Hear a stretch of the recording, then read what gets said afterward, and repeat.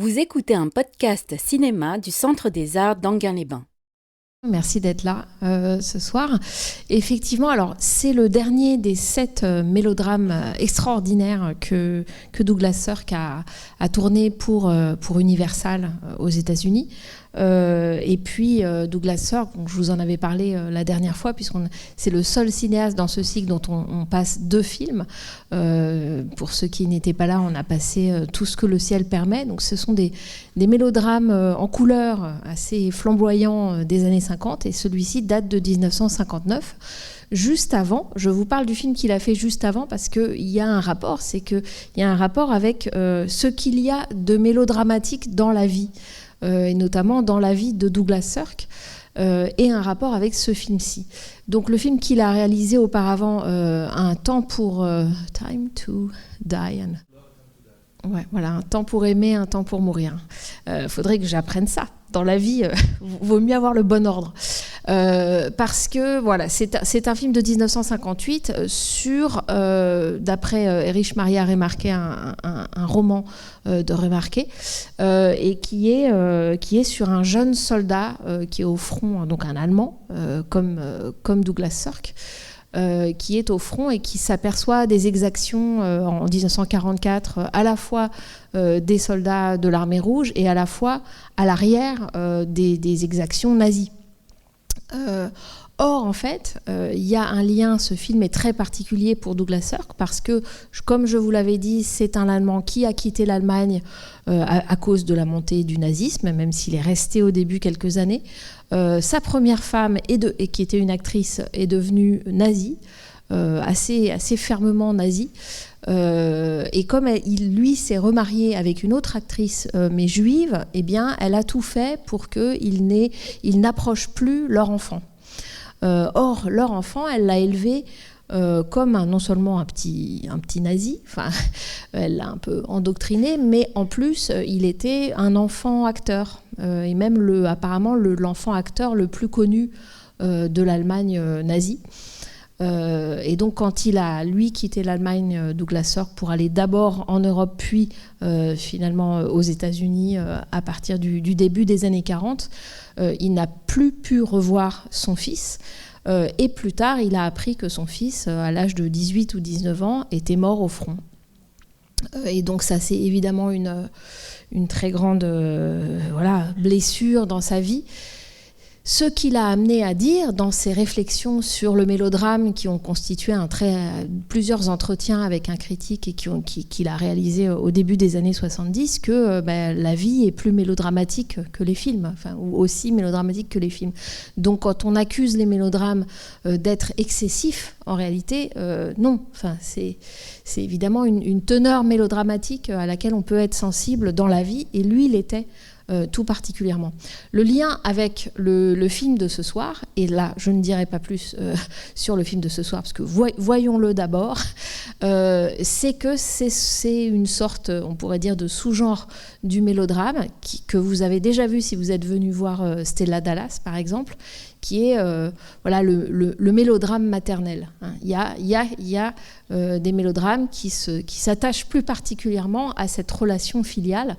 Et vous allez voir qu'ici, c'est assez ample, puisqu'on a 2 couples mère-fille. Donc, tout ça est tissé de manière ample. Et c'était d'ailleurs normalement le dernier film de notre cycle, parce qu'on fait ça chronologiquement. Pour une raison purement technique, on verra le film de Minelli comme un torrent la prochaine fois. Mais celui-ci est le dernier chronologiquement. Et il l'est aussi du point de vue, je dirais, de l'ampleur que prend ce genre. C'est-à-dire comment quelqu'un qui investit ce genre, qui le comprend à travers son expérience théâtrale, puisqu'il vient du théâtre, je vous l'avais dit, il a été directeur de théâtre, metteur en scène, il a beaucoup réfléchi sur le théâtre, sur Bertolt Brecht, sur la distanciation, etc., avant ensuite de faire du cinéma. Il a très bien compris la différence entre le théâtre et le cinéma et l'importance de l'émotion. En fait, il dit, Douglas Sirk, qu'il s'est mis à faire du cinéma au fond parce qu'il y avait quelque chose de l'ordre des émotions qui était plus atteignable par les moyens du cinéma, non pas parce qu'on peut provoquer des émotions chez le spectateur de manière comme ça un peu roublarde ou calculatrice, mais parce que pour lui, les mouvements de la caméra, notamment les couleurs, etc., l'image analogique, mais surtout les mouvements de la caméra, le fait qu'on puisse se rapprocher des acteurs, tout ce qu'on ne peut pas faire au théâtre, eh bien, cette mise en scène, au fond, la mise en scène de cinéma, c'est ça qui est le vecteur des émotions, qui permet de se rapprocher des émotions et aussi, pour le spectateur, de les ressentir différemment. Donc voilà, il a toute son expérience et du théâtre et, on pourrait dire, comme nous, de l'histoire du cinéma et des mélodrames comme ceux des années 30 qu'on a vus, pour amener le genre à cette forme de maturité. Et pour moi, c'est vraiment un accomplissement important dans ce film. Donc j'espère que vous partagerez le plaisir que j'ai à vous le présenter et qu'on en parlera après. Voilà, non, je ne vais pas vous détailler les acteurs, c'est pas l'important. L'important, c'est cette mise en scène, c'est ce qui est mise en œuvre aussi des dynamiques entre les personnages. Juste vous dire que ça fait partie des 3 films qui sont, pour la Universal, des remakes. C'est-à-dire que Universal avait déjà fait faire ces 3 films par John Stahl, ce très bon réalisateur des années 30. Donc il y avait Le Secret Magnifique, Magnificent Obsession, qui a donné lieu aussi à un film de Douglas Sirk qu'on n'a pas montré. Le deuxième, c'est lequel ? Veillée d'amour, When Tomorrow Comes, de John Stahl, et qu'il fera en 1957. C'est Les Amants de Salzbourg. Pas mal comme Sirk, mais pas aussi bien que ceux qu'on vous montre. Et le troisième, c'est celui-là. Ce que je veux dire, c'est que, comme je vous l'avais dit, Sirk, il ne regarde pas ces films des années 30. Là, c'est un roman de Fanny Hurst, une romancière assez connue de la première moitié du XXe siècle.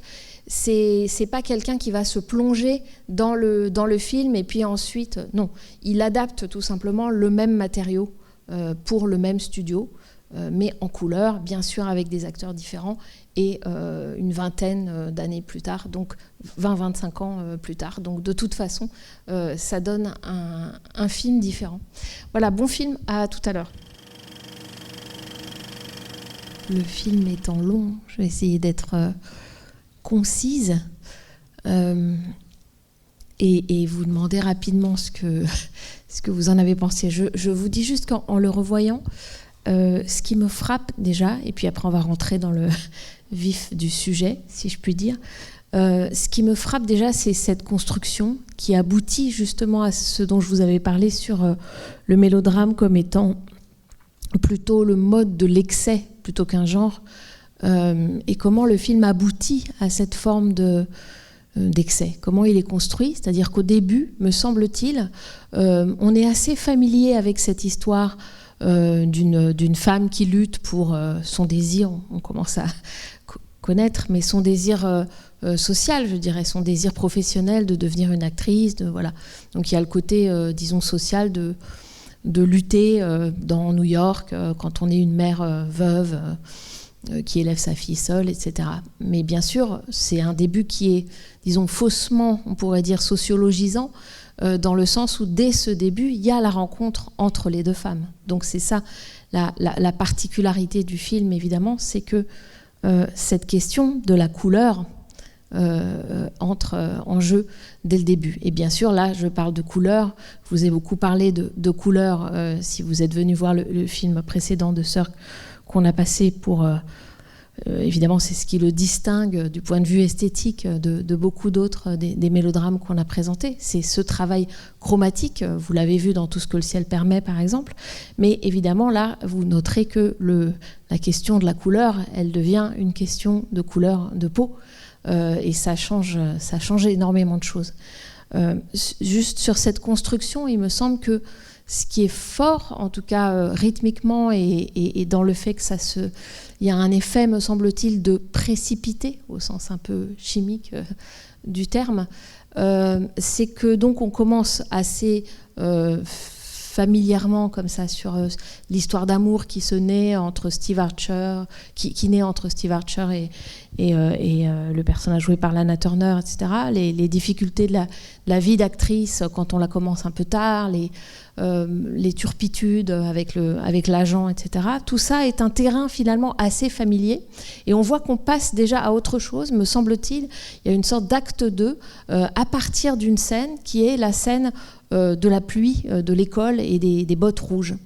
Et là aussi, c'est encore la couleur qui marque ce passage. Il y a la musique, bien sûr, mais me semble-t-il, dans mon souvenir, la scène s'ouvre sur un plan de la façade de l'école avec à gauche vous savez, la borne d'incendie exactement très rouge et exactement de la même couleur que les bottes en caoutchouc que la mère vient apporter à sa fille. On est en hiver, il y a aussi des couleurs un peu de Noël, voilà.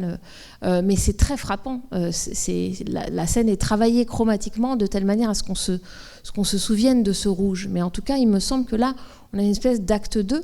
Et puis, il y a encore une gradation, encore un crescendo, qui est le moment où la jeune fille est jetée à terre violemment et battue par son amant puisqu'il a appris qu'elle était noire, et où elle est vraiment dans la boue. Enfin, là encore, comment dire, elle est habillée en jaune clair, sa robe, ses chaussures sont de la même couleur, et elle est jetée dans l'eau boueuse à ce moment-là. Et puis voilà, il y a ces effets comme ça, ces espèces de scansions dans le film, jusqu'à cette apothéose incroyable qui sont les funérailles, dont on a entendu parler avant, mais où là, la fin consacre à ces funérailles le temps qu'on ne pensait pas, me semble-t-il, qu'un film pourrait y consacrer, où on n'est pas du tout dans une sorte de norme, sinon peut-être la norme de la comédie musicale. Si vous êtes venu dans les cycles des comédies musicales classiques qu'on a montré, il y a ce fameux ballet en général final, voilà, très long comme ça. À part dans ce genre-là, je ne vois pas trop comment on pourrait s'attendre à ce développement, et notamment, vous aurez remarqué aussi la chanson entière Trouble of the World de Mahalia Jackson, chantée par elle, et voilà, dans son intégralité, donc importante chanteuse de gospel, qui d'ailleurs connaissait bien Martin Luther King, a milité avec lui, ce qui n'est pas rien. Alors le film donc date de 59, la loi pour les droits civiques, ce sera en 64, et le discours de Martin Luther King c'était en 63, mais voilà, on est déjà dans ce mouvement. C'est pas du tout pour en faire un film directement politique, mais simplement bien sûr que le choix de cette personne-là qui chante aux funérailles, ça n'est pas rien, et ça aussi c'est assez inattendu. Voilà. Donc, je voulais juste rescander les morceaux, les blocs comme ça, parce qu'il me semble que ce film, disons, commence du côté de la femme blanche, et puis graduellement, à partir de la jeune fille blanche ou noire, en tout cas, qui, comme on dit, passe, comme le passing, hein, c'est ça, passe pour blanche, eh bien, bascule pour finalement se terminer sur la mise en scène d'une femme noire. C'est-à-dire que cette femme a choisi absolument, a écrit exactement comment se dérouleraient ses funérailles, avec qui. Et il me semble c'est pas... La fin, quand on voit dans l'église tous les gens, on se dit aussi, il me semble qu'on a un peu une impression de spectateur aussi, de revoir les personnages du film. Et ça, c'est une figure qu'on peut avoir dans certaines pièces ou dans certains films, de faire une sorte de défilé d'adieu au film. Cette scène finale, on voit le laitier d'ailleurs avec qui elle avait continué d'entretenir des relations, voilà, de générosité, de gratitude. Mais ce que je veux dire, c'est que indépendamment de ça, c'est réaliste que, par exemple, le laitier soit venu à son enterrement. On comprend pourquoi. Mais en même temps, il y a un autre niveau, et où il me semble qu'on a l'impression que c'est un final un peu méta. Enfin, on a l'impression que c'est le film lui-même qui rassemble ces personnages. Et on pourrait dire aussi que c'est Douglas Sirk lui-même qui enterre sa carrière hollywoodienne. Hein. Ensuite, il va retourner en Allemagne. C'est une sorte d'adieu à Hollywood. Je dis ça parce que c'est pas un hasard si l'héroïne, c'est quelqu'un qui est une actrice. Et donc, il y a toujours cette dimension-là, même si elle n'est pas directement, on la voit pas actrice de cinéma, mais on sait qu'elle l'est un peu aussi. Évidemment, c'est pas anodin dans ce niveau-là que peut avoir aussi le film de réfléchir sur le spectacle, enfin, ou sur disons une bascule entre quelqu'un qui est très déterminé, mais qui a des valeurs, disons, qui sont quand même celles du spectacle, de la réussite sociale, mais aussi du théâtre, vraiment du spectacle, de la représentation de l'image. Hein. C'est pas pour rien que ces costumes, les costumes de Lana Turner sont incroyables. Ces espèces de traînes, de queues, de combis pantalons avec une traîne, les différentes nuances de rose, etc. Hein, elles sont, voilà, c'est très marqué comme étant quelqu'un toujours en représentation. Et puis le basculement se fait du côté d'Annie, qui devient véritablement le personnage principal du film, sauf qu'elle le devient en creux d'une certaine façon, puisqu'elle le devient par sa mort. Elle prend de l'importance par sa mort.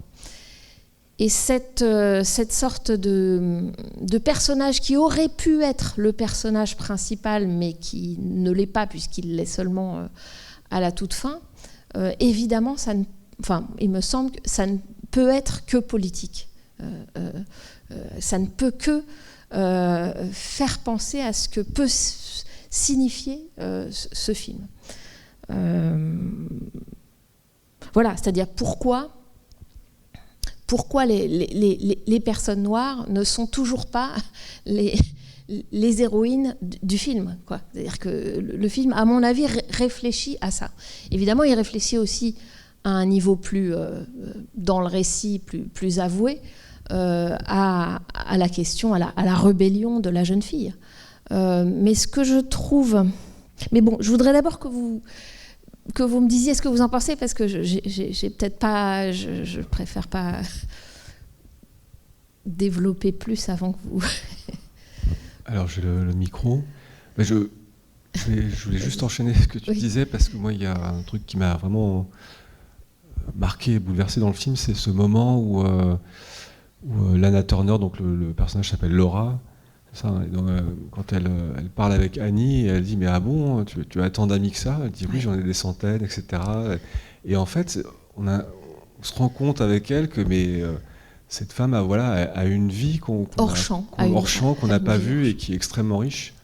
Et elle lui dit d'ailleurs, mais il y a, you never asked, vous n'avez jamais demandé. Hein, donc elle ose lui dire ça.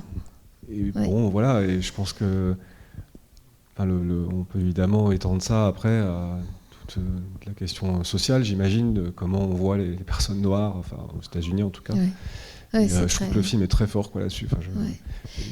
Il est très fort. Il y a disons, il faut quand même rappeler peut-être, moi je ne suis pas spécialiste de ça, mais que la figure, dans la littérature comme au théâtre du métis tragique, c'est une figure, c'est une sorte de trope en fait, de stoïcisme, puisque telle est ma condition dans la société, il vaut mieux la subir de manière, disons, chrétienne, l'accepter, ou stoïque, donc c'est quelque chose avec laquelle Sirk travaille. Sauf qu'en fait, il en fait quelque chose, d'à mon avis, de différent. C'est ce que j'essayais de décrire quand je parlais du film de la fois précédente, par son ironie, mais c'est pas une ironie sardonique, satirique ou quoi que ce soit.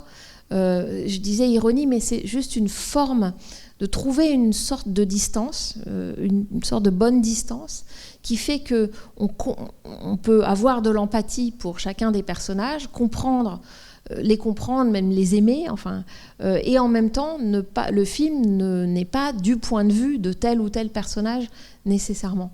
Et donc, pourquoi je disais ça ?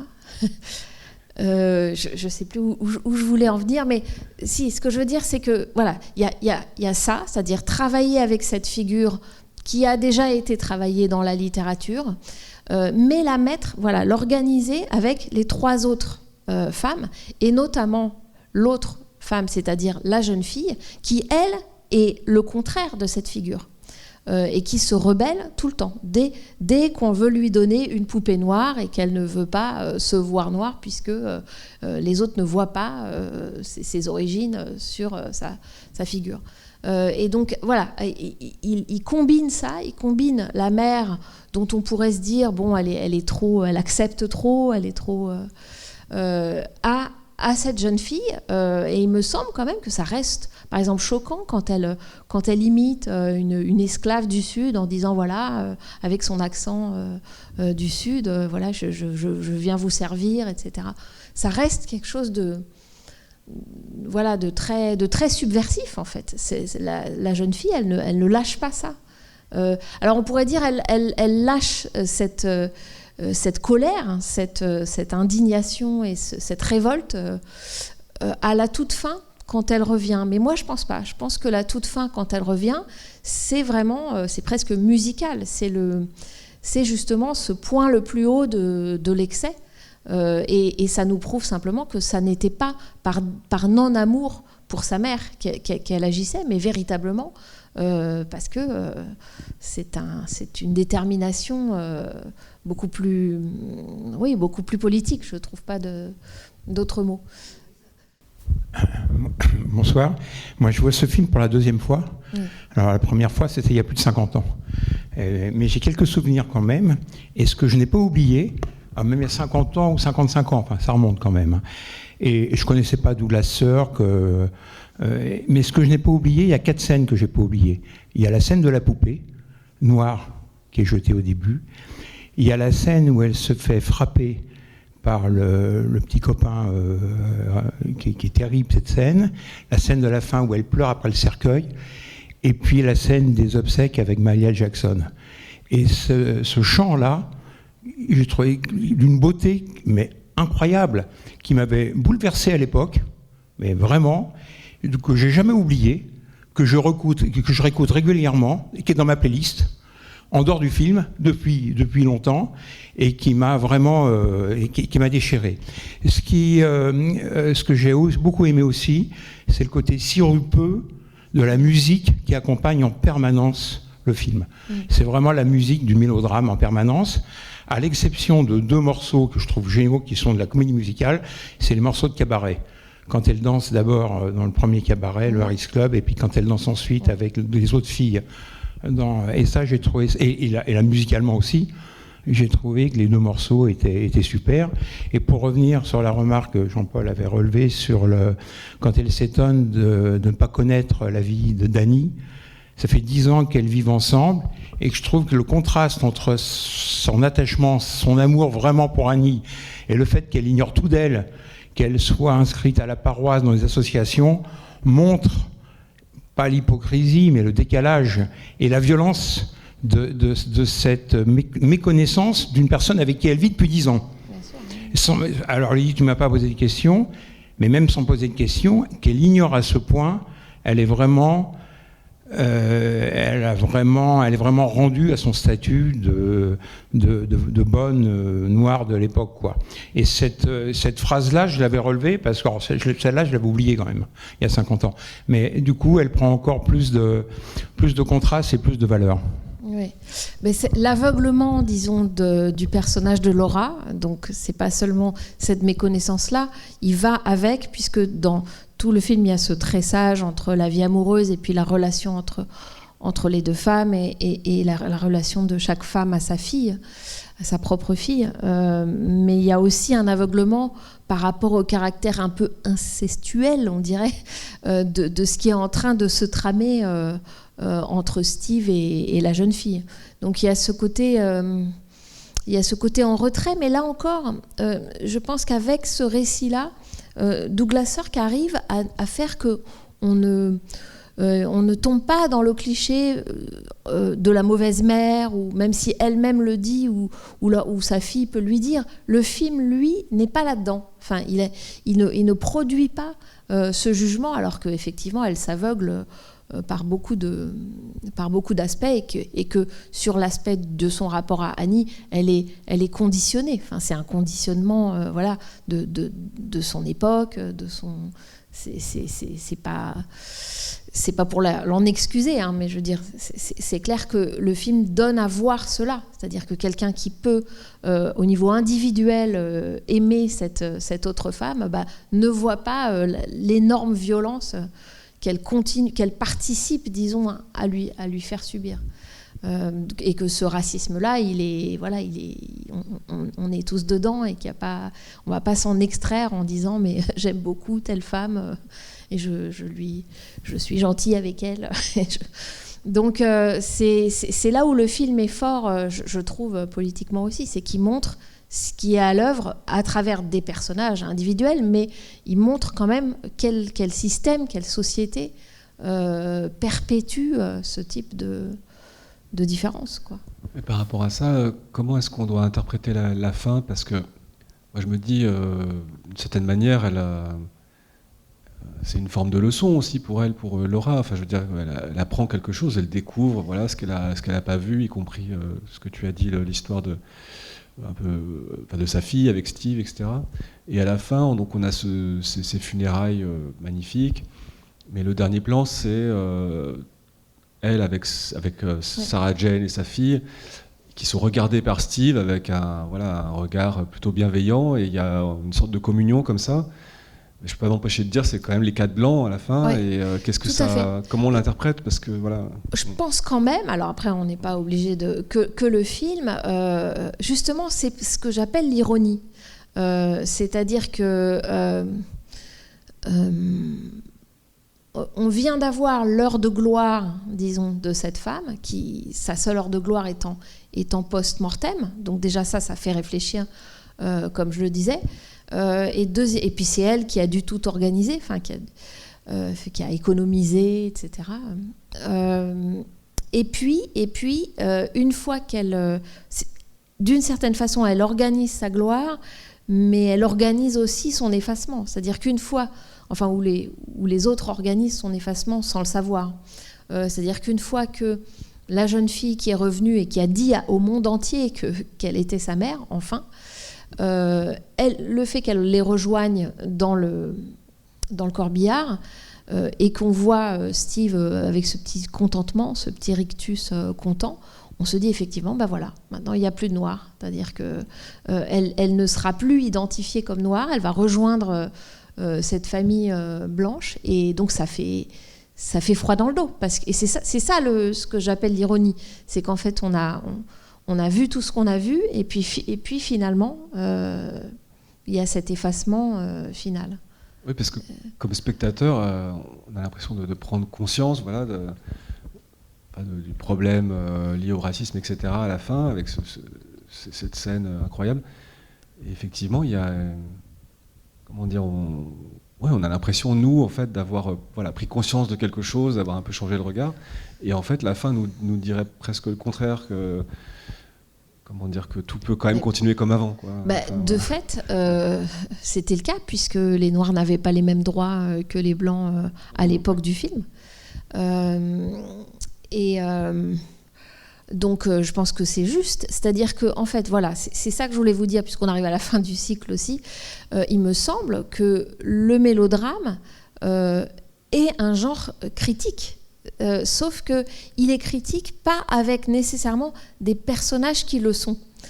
Donc là, bien sûr, on pourrait dire de manière très évidente, la jeune fille qui peut faire partie des deux mondes, mais qui en tout cas refuse cette espèce de stoïcisme total de sa mère, elle est un personnage directement critique. Mais critique, mais qui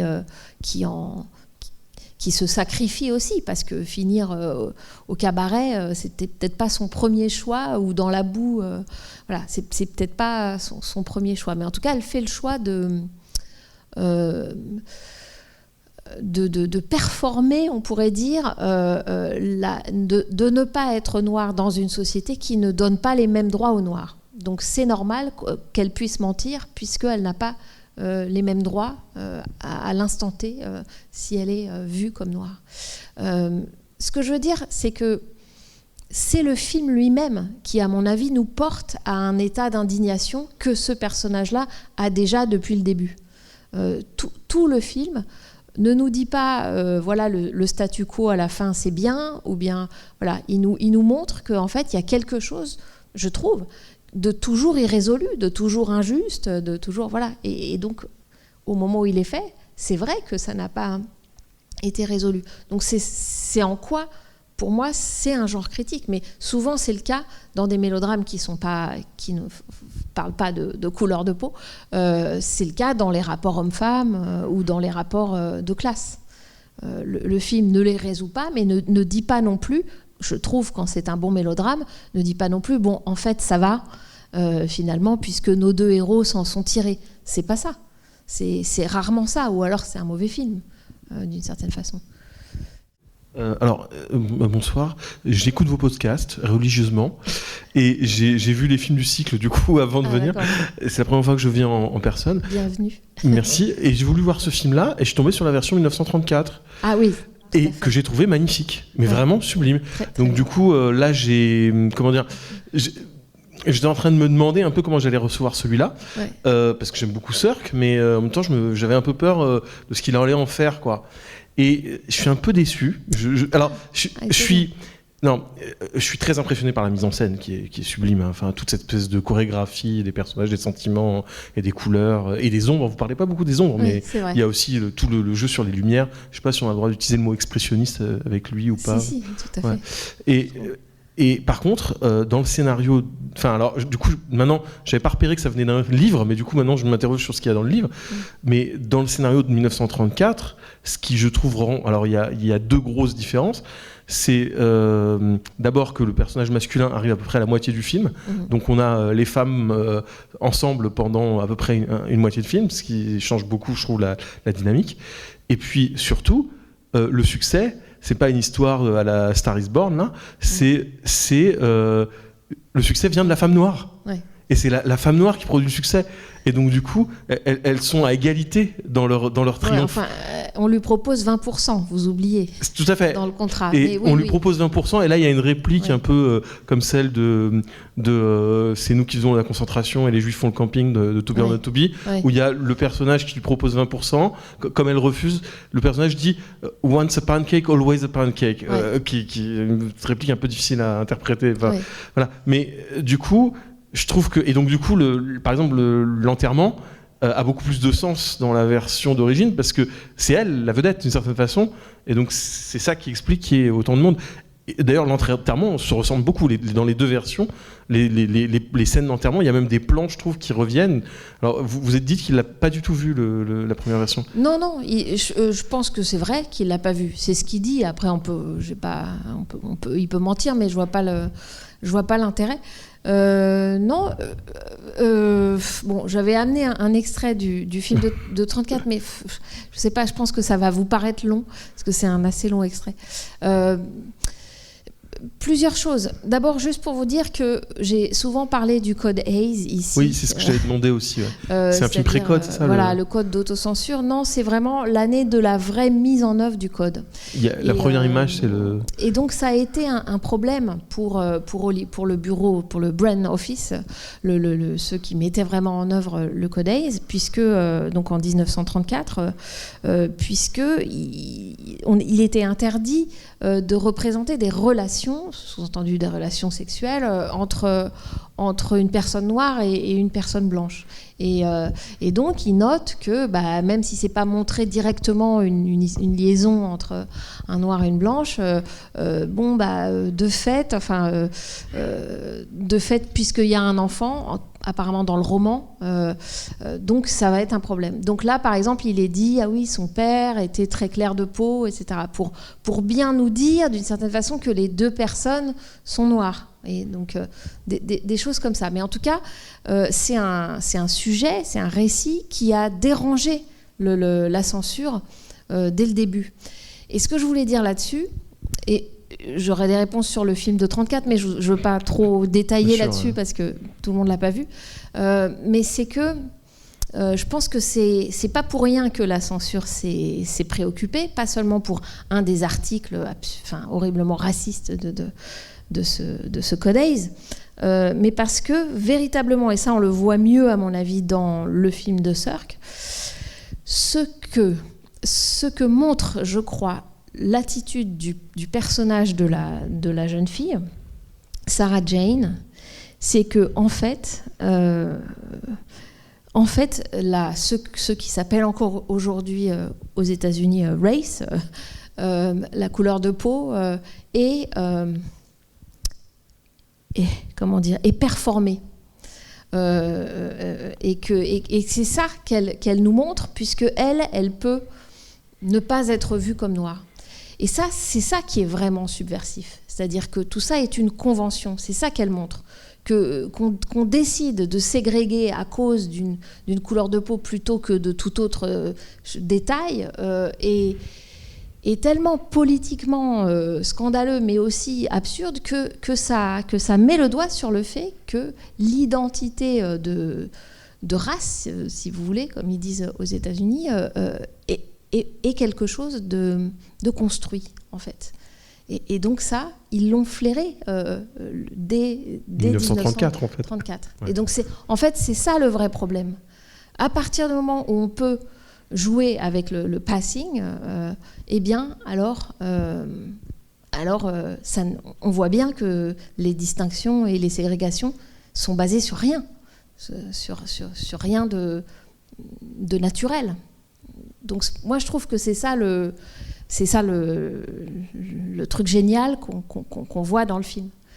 Et ça, effectivement, c'était aussi bien en 34 que dans ce film-ci. Mais simplement, dans le film de 34, pour moi, il y a quand même une sorte de perpétuation de quelque chose de raciste, mais c'est aussi l'époque. Mais ce que je trouve assez elle fournit une recette. Elle fournit une recette de pancake. Ce que je trouve assez fort dans le film de 34, c'est que c'est quand même l'histoire d'une appropriation culturelle. Oui, voilà. Littéralement. Mais assumée. Et bon, comme l'autre héroïne, celle qui joue le rôle de Laura, est jouée par Claudette Colbert, c'est une appropriation culturelle qui n'est pas vraiment réfléchie par le film. Voilà. Mais bon, je comprends. Ça se débat, mais disons, il me semble que c'est quand même beaucoup plus fin et complexe, disons, dans ce film-ci, parce qu'il déplie plus de choses, me semble-t-il. Mais... Alors, sinon, j'ai remarqué qu'en 59, il y a plusieurs films comme ça antiracistes.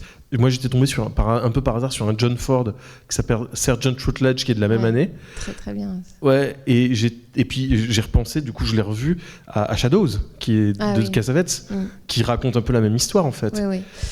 Et donc voilà, c'est l'époque. J'ai l'impression que c'est lié à Rosa Parks, non ? Parce que Rosa Parks, je crois que l'histoire le procès a lieu en 56, d'après ce que j'ai lu. Donc mais en même temps, vous voyez comment on peut refaire un film de 34 et être malgré tout de son époque, et en même temps être aussi hors époque, quoi. Y être sans y être. Et pour moi, Sirk, c'est ça. C'est-à-dire que à la fois il y a les dates, mais il y a cette longue ellipse, etc. Et à la fois, le film a une profondeur qui fait qu'il n'est pas directement en lien avec l'actualité. Ce qu'on sent, c'est que c'est plus possible, en fait, que quelqu'un meure, j'allais dire, sans avoir vécu, en tout cas aux yeux des autres, aux yeux de l'autre côté. Donc ça, il me semble qu'on le ressent dans le film, parce que le film a l'intelligence au début de nous montrer une sorte de leurre qui est le spectacle de la vie de la femme blanche, de toutes ces costumes, tout son travail pour devenir une actrice, toute cette vie-là, je trouve, en tant que spectateur, que on prend ses aises là-dedans, qu'on a une espèce de confort et de goût de ce spectacle, et que en fait, le changement après, il est particulièrement bien orchestré, jusqu'à ce plan je vous pose la question jusqu'à ce plan de l'intérieur du magasin à la fin. Vous voyez, quand on voit les funérailles, c'est pris de l'intérieur, comme si quelqu'un... Alors, je ne sais pas, non. Ouais.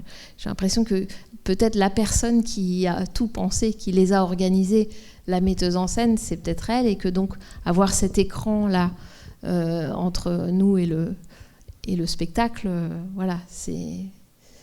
Je sais pas ce que ça vous évoque, mais... Oui, justement, à propos de cette scène des funérailles qui est absolument stupéfiante, là, il y a une inversion des couleurs aussi. D'une part, c'est elle qui met en scène tout, avant de mourir. Donc, et au moment des funérailles, elle devient la star, c'est-à-dire qu'elle prend la place de Laura. Pour une fois, le cercueil est blanc, couvert de roses blanches, et les trois femmes sont vêtues de noir. Enfin, Laura, Suzy, puis sa fille Sarah Jane. Donc il y a le noir, le blanc là qui change de... Oui, et ça évoque presque les scènes en négatif dans... C'est quoi ? C'est dans Nosferatu de Murnau avec le carrosse. Oui, il y a presque un travail comme si c'était du négatif au sens photographique. Et bien sûr que c'est... Comment dire, c'est délibéré dans un film où on n'a vu que des couleurs qui n'étaient pas du noir ou du blanc, qui étaient des couleurs, le rose, le jaune, le vert. Oui, les 4 chevaux sont blancs aussi. Ouais. Ce que je trouve intéressant, c'est effectivement le fait que cet enfant métisse, effectivement, peut paraître blanc. Enfin, elle peut se faire passer pour une blanche. Et donc on comprend bien que c'est sa couleur de peau qui l'assigne à une condition. C'est-à-dire que si elle est blanche, elle peut faire certaines choses. Si elle est noire, elle ne peut plus. Et je trouve que dans ces films, c'est très bien développé. Enfin, moi, c'est ce que j'ai ressenti. C'est... Oui, comme si la couleur changeait tout dans le destin de sa vie. Ben ça, c'est la problématique du passing. Elle n'est pas que dans ce film-là. Non, mais c'est bien effectivement sûr. Comment, dans le récit, dans le jeu, dans toute la mise en scène, tout ça est tissé. Et je suis étonnée que quand vous avez parlé des scènes, monsieur, qui sont restées dans votre esprit, moi, peut-être celle qui restait le plus, c'est celle du motel. Celle où elle vient la voir, où Annie vient voir sa fille pour la dernière fois. Et où la fille dans le miroir, alors si vous avez vu Tout ce que le ciel permet, il y a beaucoup de jeux de miroir toujours chez Cirque, notamment dans la télévision. Vous vous souvenez le reflet de la mère tout verdâtre dans sa télévision que lui offrent ses enfants. Et donc là, elle se regarde dans la glace quand elle dit maintenant je suis blanche. En fait, sous-entendu, quand je ne suis pas reliée, quand quelqu'un ne m'associe pas à toi, je suis blanche. Et ce que je trouve très beau dans cette scène, et il paraît que c'est l'actrice elle-même qui l'aurait improvisé d'une certaine façon, c'est à la fin quand elle dit au revoir, et elle dit au revoir mama. Enfin, elle dit pas mama, elle dit, ses lèvres montrent qu'elle dit mama. Et c'est elle qui aurait d'elle-même dit ça. Bon, je sais pas si c'est vrai, j'espère, mais je trouve ça très beau. Je trouve que c'est vraiment un moment... fort, bon aussi parce que ce sont des adieux, mais juste ce motif de l'enfant qui fait passer son parent pour un domestique. Si vous êtes venu voir Stella Dallas, il y a ça aussi. C'est la honte sociale, disons, dans Stella Dallas, il y a aussi ça. Et ça fait partie du mélodrame, c'est-à-dire qu'on a tellement honte de la condition de sa mère, ou en l'occurrence, Stella Dallas, c'est aussi son apparence que... Oui, puis ce que j'ai trouvé aussi intéressant, c'est les scènes du début, lorsqu'elle cherche du travail, qu'elle se retrouve, elle est terrifiante, cette scène, en face de ce Loomis. Et il y a aussi un rapport... on sent que c'est pas facile d'être une femme dans ce milieu, et qu'elle a une force là pour résister à... Effectivement, elle cherche à travailler. Moi, j'étais très... pourtant, j'avais déjà vu ce film, et c'est presque une des scènes qui m'a le plus terrifiée, parce qu'on le sent très prédateur, et elle a les armes qu'elle a pour se défendre, et en même temps, on sent que là aussi une espèce d'assignation, c'est-à-dire que si elle refuse, qu'est-ce qui va arriver pour sa vie, où elle a besoin de gagner sa vie. Et elle a presque 3 personnes à sa charge, puisqu'elle a accepté de vivre. Ouais, je trouve elle est très, très forte, cette scène, pour moi. Mais en fait, les scènes ne fonctionnent jamais toutes seules, elles sont toujours reliées, enfin, il y a des effets de répétition. Et sur cette confrontation avec l'agent, d'abord, il y a quand même des suites qui est que finalement ce type, qui est le type le plus brutal, mais qui a pour lui, je dirais, la franchise, d'une certaine façon, il joue quand même carte sur table, et c'est ce qui fait aussi peut-être, je trouve que ce qui est bien rendu, c'est cette brutalité hollywoodienne.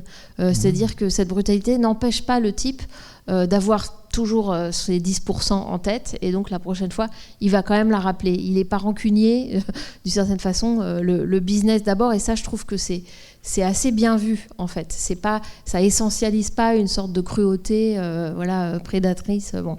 Et l'autre truc, c'est que cette scène, pour moi, elle fonctionne, mais parce qu'elle est filmée aussi en chant contre chant, avec la scène où elle renvoie une première fois Steve dans la partie hiver du film, on pourrait dire. Et là, je trouve que c'est assez étonnant, ce qu'elle arrive à lui dire. Oui, bon, bah, toi, tu as abandonné ton idéal, mais moi, au moins, Et quand il lui dit tu poursuis une chimère, elle répond bah, au moins, je poursuis quelque chose. Et ça, c'est quand même aussi le grand truc du mélodrame, et notamment enfin, féminin, c'est que voilà, c'est le fait qu'on ne lâche pas son désir. Mais en même temps, on sait que c'est un peu des pactes faustiens, quoi. Chacun poursuit, chacune de ces femmes-là, d'ailleurs les 4, poursuivent quelque chose qu'elles veulent absolument, mais elles savent que c'est dangereux de l'obtenir. Oui, vous vouliez. C'est pour dire que le rêve américain, le rêve de réussir à tout prix. Et qu'est-ce que le rêve? Stuff Dreams. Bah alors justement, cette question de qu'est-ce que la réalité, qu'est-ce que le rêve, et qu'est-ce que coûte d'être pris dans le rêve de quelqu'un d'autre, ce sera la question de Minelli, ce sera la question de Vincente Minelli, dont on vous montre un film dans ce cycle, mais en réalité dont on aurait pu vous montrer plusieurs des films, parce que plusieurs de ces films sont des mélodrames, et c'est un cinéaste qui réfléchit sur ça aussi. Monsieur, vous vouliez... Oui, bah moi je suis bien content d'avoir vu ce film que je ne connaissais pas, et qu'effectivement il y a eu une très grande finesse. Moi, une des scènes qui m'a le plus marqué, c'est lorsque justement j'ai oublié son nom, mais Annie, voilà, Annie est désespérée quand elle rentre après une scène avec sa fille, et que Laura essaye de lui remonter le moral, et qu'elle dit ouais, enfin je sais pas comment on peut donner de l'espoir à un enfant dont on sait qu'il peut pas en avoir, quoi, quelque chose comme ça. Pour souffrir. Et exactement. Et ça, je pense que c'est vraiment le personnage. Elle a une forme d'acceptation finalement un peu forcée du fait que elle est dans le camp des losers, donc la seule chose qu'elle peut faire, c'est de s'accompagner. Et là aussi, cette phrase qu'il dit que en fait, finalement, les 2 seuls moments où elle peut sortir de l'ombre, c'est le jour du mariage et le jour de sa mort, du point de vue du costume. Ça, je trouve que c'est quand même assez fort. Et l'autre chose qui m'a bien plu dans le film, je trouve, c'est que quand en fait, chacun des personnages, on a l'impression on plante un petit drapeau pour dire bah ça va plus être possible dans l'avenir, quoi. C'est-à-dire que pour tous les personnages, il y a ça. Le personnage de Gavin qui peut être assez sympathique au départ. Il a quand même un discours quand il lui fait sa déclaration et qu'il est conduit en gros, bah, je veux que tu viennes chez moi et puis tu restes à la maison, quoi. Ça, on sent que ça va plus être possible, et on sent que du coup, pendant tout le film, il est un peu perdu, il court, et puis finalement, il est un petit peu comme un toutou, quoi, quelque part. Il vient quand on le siffle, et puis il disparaît quand on n'a plus besoin de lui. Là, il y a évidemment la situation évidemment la plus marquante de la fille, dont le problème, c'est pas d'être noire, c'est que elle est tout à fait acceptée parce qu'elle paraît blanche Le problème, c'est les gens veulent pas savoir qu'elle est noire, en fait. Là, c'est quand même un truc qui est quand même assez fou, quoi. C'est-à-dire que la difficulté n'est pas ce qu'on paraît, mais ce qu'on se rend compte, quelque part, qu'on leur aurait caché, quoi, sur la provenance des gens. On n'est vraiment pas du tout sur qu'est-ce qu'on est, mais qu'est-ce qu'on... Enfin, il y a un truc qui est un peu compliqué là-dessus. Et puis après, il y a aussi quand même la situation de la fille qui est amoureuse de... quand même quelques petits interdits autour des questions de génération et presque du quasi-inceste, hein, parce que finalement, il joue le rôle un petit peu de son père depuis le départ. Je trouve qu'en fait, il y a beaucoup de choses là-dessus, et puis même aussi, oui, justement sur la situation d'Hollywood. C'est quand même assez étonnant de voir ça. Je ne pensais pas qu'il y avait des choses aussi nettes sur les coulisses d'Hollywood, où pareil, ils montrent des sujets où... même les personnes qui ont le pouvoir, finalement, ils n'arrivent même plus à l'exercer, quoi. Et quelque part, en plus, ils sont redevables à celle qui leur dit non. C'est étonnant, tout ça. Hein. Oui, je pense que c'est bien de pointer ça parce que c'est un moment limite. On sent que... Et c'est pour ça que je disais que le mélodrame, là, en tant que mélodrame, il a une fonction critique. Parce qu'il appelle... au changement. Ça va plus être possible, comme vous dites. Mais on montre des personnages pour qui c'est encore, ils subissent encore. Mais ça appelle, il y a quelque chose de eschatologique. Voilà, ça, dans le futur, ça va plus être possible. Et cette idée qu'ils sont tous comme ça à une limite, ils ont atteint une limite. C'est intéressant parce que la personne qui a récemment écrit sur Douglas Sirk, Bernard Eisenschitz, un historien du cinéma qui est notamment germanophone et anglophone, a dit de Sirk qu'il est un être de la limite, de la liminale, parce que il est sur le seuil entre l'Europe et les États-Unis. Voilà, il a toujours été comme ça, un peu dans l'interstice.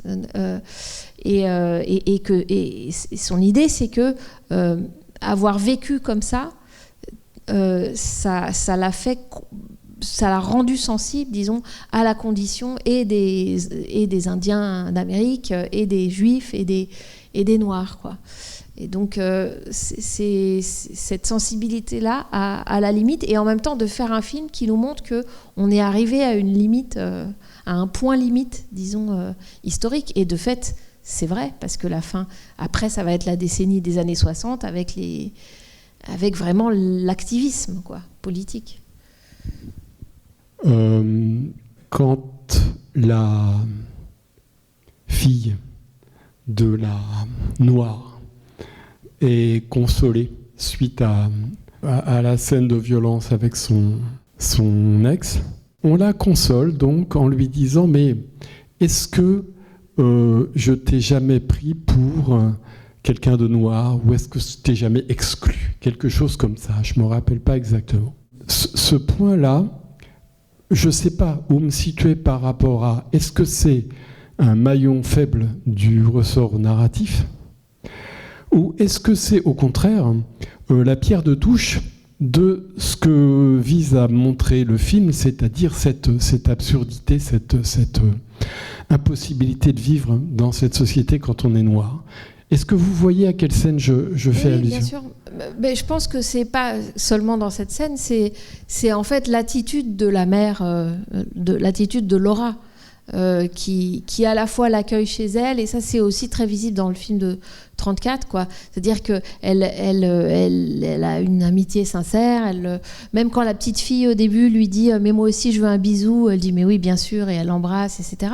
Et donc elle ne manque pas de faire remarquer « on ne fait pas de différence, je n'ai jamais fait de différence », etc.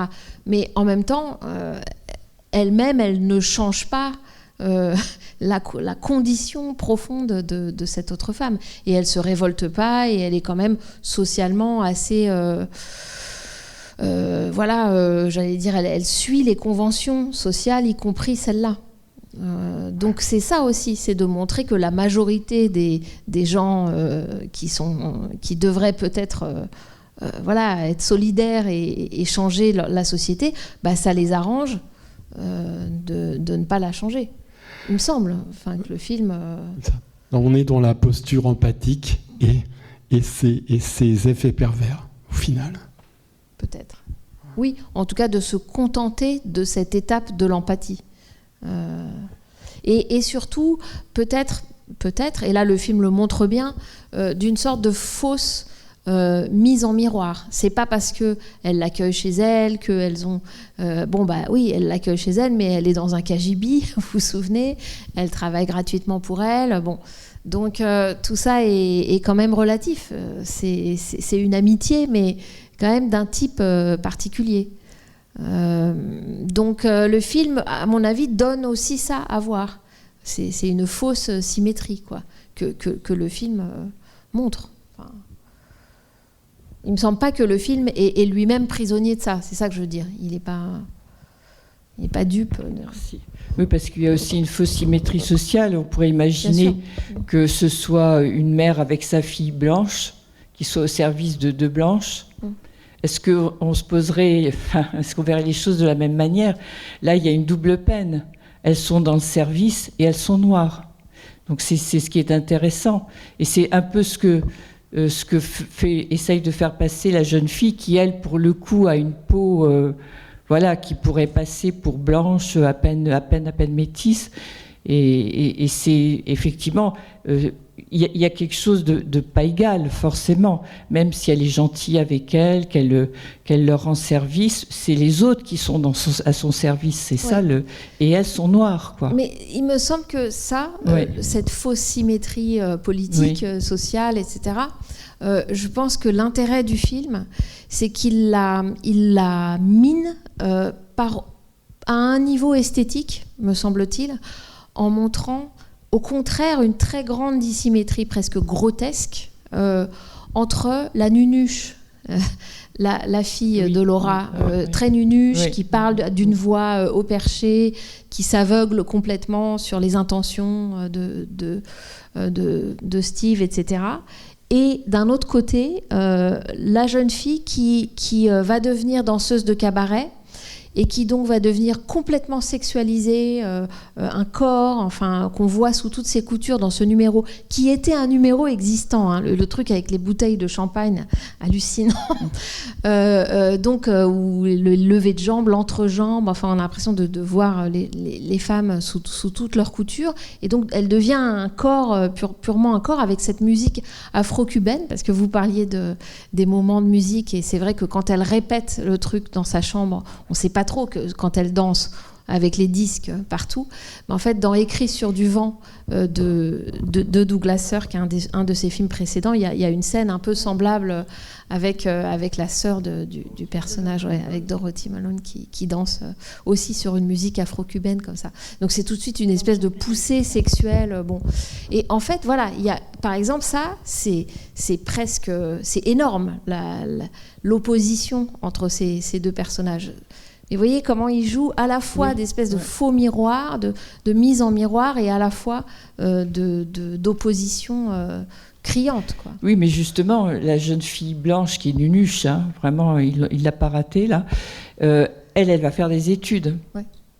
Alors que la jeune fille noire, pseudo-noire, métisse, qui a l'air assez brillante, parce qu'elle est courageuse quand même, hein, je trouve que c'est un personnage vraiment intéressant, même si elle rejette sa mère tout en l'aimant. Elle va peut-être réussir parce qu'elle est volontaire, mais elle a beaucoup moins de chance. Oui, alors justement, on lui a proposé d'aller dans une université noire, et elle dit, vous vous souvenez dans le film, c'est peut-être mal traduit, mais elle dit I wouldn't be caught dead. Yes. Hein, donc je préfère mourir, quoi. Je préfère plutôt crever. Oui, c'était bien ça sûr. Aussi dans le film de 1934. Elle s'enfuyait de l'université. Elle n'a pas d'autre choix. Moi, je suis toujours frappée par la scène d'ouverture, cette plage immense. J'essaye de regarder vraiment. Il n'y a pas un gamin black qui se baigne là-dedans. Et puis, ce que j'ai aimé dans ce moment-là, c'est que Annie n'est pas dupe du tout. Alors elle va être opprimée tout le long du film, évidemment. On est chez Scarlett O'Hara, Mom Scarlett, presque, mais elle n'est pas dupe du tout, parce que quand elle lui dit vous voulez pas embaucher quelqu'un qui vous coûtera rien, qui mange pas beaucoup, puis qui vous fera la petite lessive, etc., et que ça marche, quoi. Alors ça tient du Mirage aussi, il faudrait quand même en dire 2 mots, même si on va voir après le Minelli, mais parce que ce titre-là, il est très très important, hein, Imitation of Life. Et puis un dernier truc qui m'a vraiment, chaque fois ça me fait un drôle d'effet, c'est le texte de la chanson de la fille. Je suis vide. Est-ce que tu peux remettre ce qui était avant, etc. Comme une espèce de, je sais pas, l'image de l'hymen qui aurait disparu. Et après, c'est corrigé par l'idée des bras ouverts qui sont vides. Sous-entendu, je suis un être sans amour, quoi. Enfin, c'est un personnage tout à fait déchirant. Je dirais que c'est d'autant plus subtil qu'il la fait pas si glamour que ça dans ses gestes, etc. On sent que c'est stéréotypé et que, bien sûr, elle vient séduire les vieux mecs libidineux qui picolent, mais sans plus, quoi. Et qu'elle est travaillée par un drame qui est celui de quelqu'un de totalement inclassable, quoi, et qui peut pas trouver sa place. Et c'est un très très beau personnage. Dernier truc, quand vous disiez elle danse sur sa musique avec ses micro-sillons par terre, gros contraste avec la musique champêtre de la fille sur son cheval et ce rideau qu'elle envoie bouler, ce nounours qu'elle envoie bouler aussi. Elle fait le choix de la délinquance d'une certaine façon, enfin elle y est quasi contrainte. Elle n'a pas été capable de s'inventer un autre scénario et c'est normal vu le traitement que lui a fait aussi le petit blondinet voilà, dans la ruelle. Et puis dernier truc aussi, vraiment le dernier, et là c'est votre génie qui va m'éclairer parce que je ne sais pas pourquoi il a fait comme ça à Sirk. Les deux amoureux se parlent, Lara et Steve, dans ce couloir où il n'y a pas la place. Il y a un gros type qui passe avec des tas de cadeaux, peut-être c'est Noël, je ne sais plus, probablement. Et donc il se déplace et on sent qu'il les met dans une impasse, ou alors c'est presque un peu gros si je dis ça, mais est-ce que c'est ça? Je ne sais pas comment vous le sentez. Alors le passage du type, voilà, j'ai fini. Oui, moi je l'ai vu comme une réplique du type avec la bière.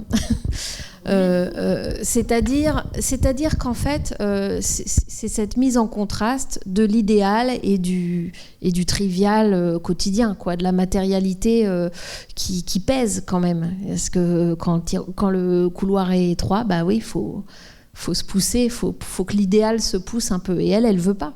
Et bon, là, c'est un truc assez américain de dire faut pas lâcher, même si on est dans un tout petit appartement comme ça, il faut que l'idéal puisse tenir sa place dans le couloir et pas se faire écraser par le gros type qui passe.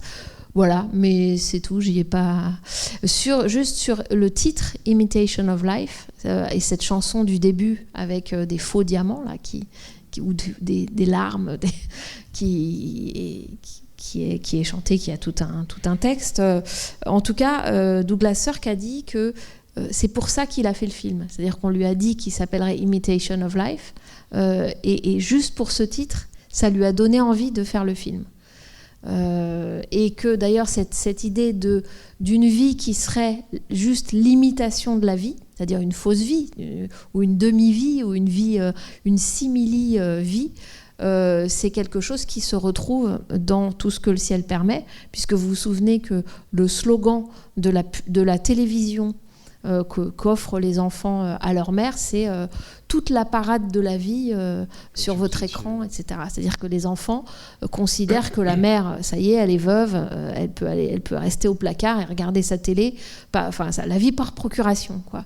Donc il y a une cohérence de ce point de vue-là. Et juste sur les stéréotypes, en fait, je veux dire, le film, il est pétri d'une certaine façon d'archétypes. Je disais le mulâtre tragique, qui a une figure, mais bon, voilà, il y a des archétypes, ou la nunuche, ou l'actrice égocentrique, ou tout ça. Mais en fait, je trouve que, contrairement à beaucoup d'autres cinéastes qui s'en amusent, qui tournent ça en burlesque, qui font un peu de la satire, de la parodie, il me semble que Douglas Sirk fait autre chose avec. C'est-à-dire qu'il les dissout pas complètement, il fait pas le malin en disant mais en fait voilà, je vais vous retourner le stéréotype. Non, c'est beaucoup plus subtil et c'est ça que j'aime bien. Il les corrode d'une certaine façon, mais il ne les exclut pas. C'est pour ça que je pense que son cinéma, il est un peu totalisant. Il y a quelque chose de très ample, quoi. Il arrive à tenir ensemble beaucoup de choses. La dame parlait de Scarlett O'Hara et c'est vrai que dans la version oui, mais c'est vrai que dans la version 34 le personnage elle s'appelle Delilah, la femme noire, pour le coup je me suis presque demandé si c'était pas Hattie McDaniels, parce que le physique, en fait, la manière de représenter les noirs a vraiment, on voit qu'il y a une transformation entre les deux générations, quoi.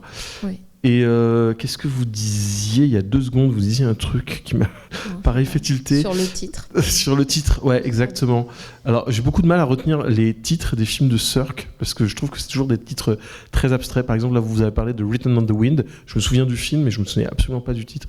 Et effectivement, bon, là, c'est assez évident. Alors, c'est le titre du roman. Visiblement, je suis allé voir, d'ailleurs, le scénario du roman est beaucoup plus proche du premier film, en fait. Enfin, donc visiblement faire du personnage une bonne, c'est visiblement un changement une décision de Sirk, quoi, ou en tout cas du scénariste. Je sais pas comment le film a été élaboré, quoi.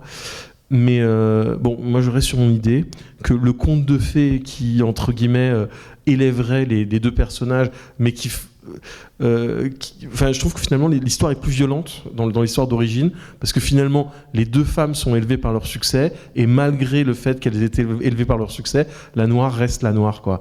Et les 2 noirs, la mère et la fille noire, finalement restent dans la cave, finalement dans l'ombre des blanches. Donc voilà, moi je reste un petit peu perturbé par le scénario d'origine. Voilà. Oui. Ce serait on devrait faire un double bill, un double programme avec un film des années 30 et les films de Sirk. Mais en tout cas, moi, ce qui me frappe, c'est que pour moi, la différence principale, c'est que Sirk investit l'émotion de manière complètement différente. Il y a une sécheresse dans le cinéma des années 30 qui nous fait plaisir. Si vous êtes venus ces dernières années, on a vu plein de films des années 30 c'est bien, c'est saisi, c'est dessiné, mais là, c'est autre chose. Et d'où le côté feuilleton aussi du film. Il y a vraiment un côté très feuilletonnant parfois dans certaines scènes, dans certaines situations émotionnelles, dans certains excès, quand elle pleure, quand Annie meurt. Voilà. Ces excès-là, on les associe parfois au soap. Il y a à la fois ça et à la fois quelque chose de très cérébral qui se traduit peut-être d'ailleurs dans le fait qu'il aimait ces titres un peu abstrait, parce que Douglas Sirk, c'est aussi un esprit abstrait. C'est les deux. Il investit le cinéma parce qu'il veut investir les émotions via le corps des acteurs, via leur expressivité, et en même temps, c'est un intellectuel. Il a monté Brecht, et il tient les deux. Et moi, c'est ça que j'aime bien et qui fait que tous les personnages me semblent investis. Alors, pas d'une empathie de la part du cinéaste, mais en tout cas d'une sorte de probité par rapport à leur amplitude émotionnelle, quoi. Chaque personnage, y compris finalement la jeune fille, la fille de Laura, elle a quand même, elle finit par exister, même si elle peut agacer. Elle a quand même une vie, y compris une vie émotionnelle, et des décisions aussi, quand elle décide de partir dans le Colorado. Voilà, personne lui avait... donc voilà, moi ce que j'aime bien, c'est que l'ampleur et la couleur permettent cette richesse-là, alors que c'est autre chose dans les années 30. Voilà, je vous remercie beaucoup Bien. en tout cas pour votre attention et vos interventions. Et je vous donne rendez-vous à un horaire un peu bizarre. Oui, et ce sera dimanche, un jour aussi différent qu'à l'habitude, dimanche 21 juin à 17h. Voilà. C'était la seule date qu'on avait trouvée pour reporter cette fameuse séance. De Minelli avec Frank Sinatra et Shirley MacLaine.